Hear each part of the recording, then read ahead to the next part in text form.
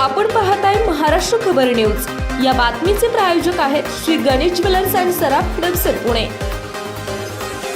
नमस्कार, मी सुद्धा महाराष्ट्र खबर न्यूज मध्ये आपल्या सगळ्यांचं स्वागत। पुणे शहरात सिग्नलवर वाहन चालकांचे लक्ष विचलित करून मोबाईल आणि मौल्यवान वस्तू चोरी करणाऱ्या टकटक गँगचा पर्दाफाश करण्यात पुणे गुन्हे शाखेला यश आले।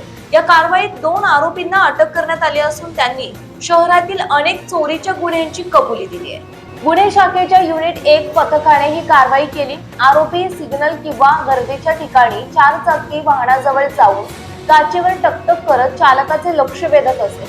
वाहनाने धडक दिल्याचा बहाणा करून चालकासोबत वाद घालताना त्याचे लक्ष दुसरीकडे वळवले जात असे। याच दरम्यान कारमधील मोबाईल फोन आणि इतर मौल्यवान वस्तू चोरी केल्या जात असल्याचे तपासात समोर आले। या प्रकरणी फरासखाना पोलीस ठाण्यात भारतीय न्याय संहितेअंतर्गत गुन्हा नोंदवण्यात आला होता। त्यानंतर गुन्हे शाखेने परिसरातील सीसीटीव्ही फुटेजच्या आधारे तपास सुरू केला। तपासादरम्यान आरोपी समर्थ पोलीस ठाण्याच्या हद्दीतील एका लॉज मध्ये येणार असल्याची माहिती पोलिसांना मिळाली।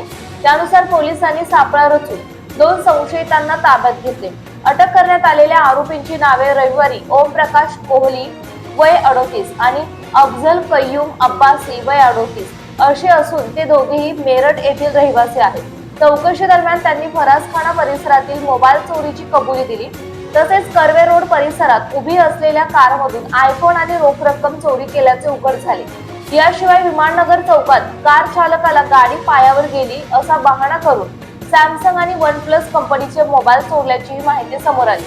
फरासखाना, अलंकार आणि विमाननगर पोलीस ठाण्याच्या हद्दीत अशा प्रकारचे अनेक गुन्हे केल्याची कबुली आरोपींनी दिली। दरम्यान अटक करण्यात आलेल्या दोन्ही आरोपींना पुढील तपासासाठी फरासखाना पोलिसांच्या ताब्यात देण्यात आले। ही कारवाई वरिष्ठ अधिकाऱ्यांच्या मार्गदर्शनाखाली पोलीस निरीक्षक अजित जाधव आणि त्यांच्या पथकाने केली।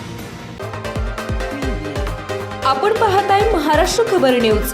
या बातमीचे प्रायोजक आहेत Shri Ganesh jewellers and Saraf Hadapsar Pune.